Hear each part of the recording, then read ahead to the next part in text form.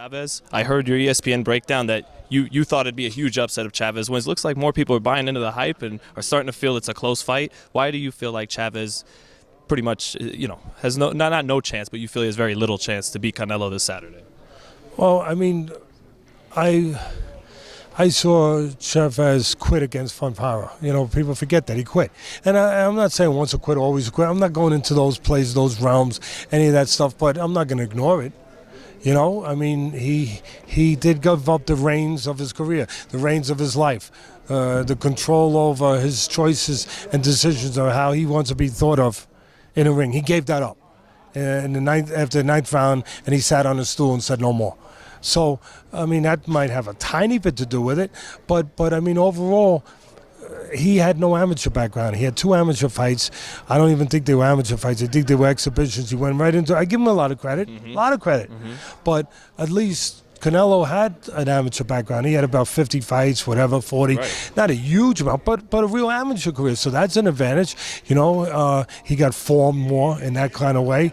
Also, I think that Canelo. We'll walk here. All right. And I'm sorry about that. No, it's no problem. Can you shut that for me? So, and I guess we got to be like a fighter. We got to keep moving. Yeah. We got to keep moving. Like Ali would say, keep those legs, keep those cameras moving.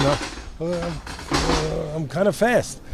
No one was better than Ali at heavyweight all time, right? No, I think Joe Louis. I like Joe Louis, and then Ali. But I mean, look, obviously that's a subjective matter. Right.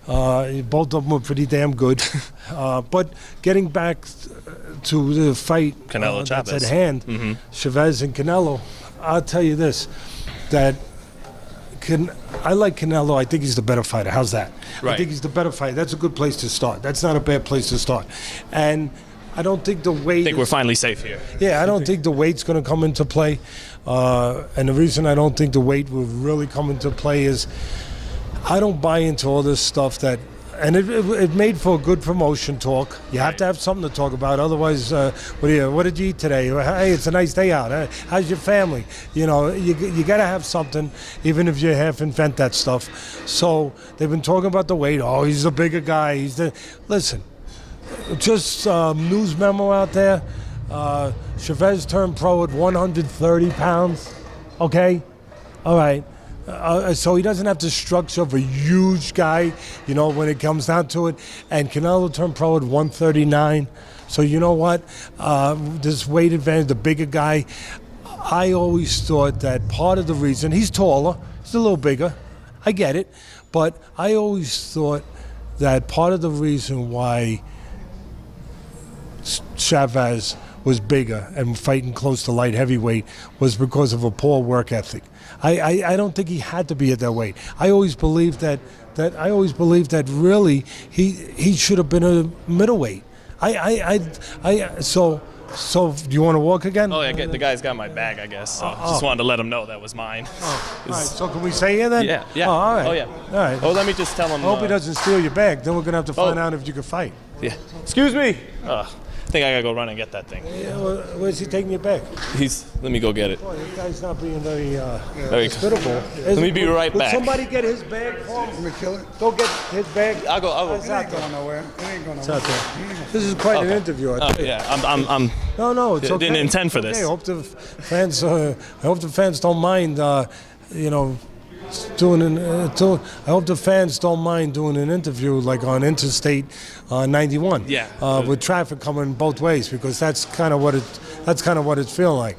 But here, as far as the weight issues go, again, talking about Canelo's going to be the bigger guy.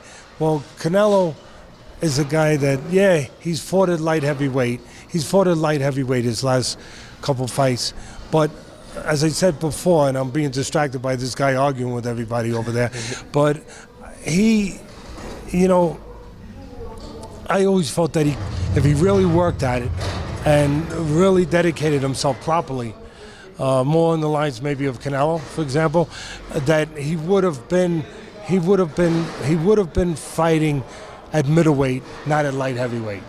And so I don't think it's a big deal that he's coming down. I actually think they're doing him a favor. Because in an ironic way. Right. Because they're going to force him to pay attention and to dot his I's and cross his T's and to behave like a fighter in camp and to get in shape and to be closer to the weight that he was probably meant to be. So I think they're doing him a favor coming down. Everyone's saying, oh, maybe he'll be weak. He's going to be the bigger guy and he's going to go in the ring. He's going to be 190 pounds.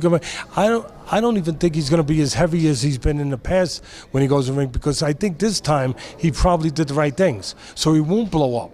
He won't usually blowing up is a sign that somebody didn't do the right thing in training camp. That's why they blow up afterwards. And you see that big weight, which usually is not an advantage. You have exceptions like Jacobs against Golovkin, though, right? Yeah, but how much did he blow up? I'm talking about 20 pounds, they say. Well, Unofficially.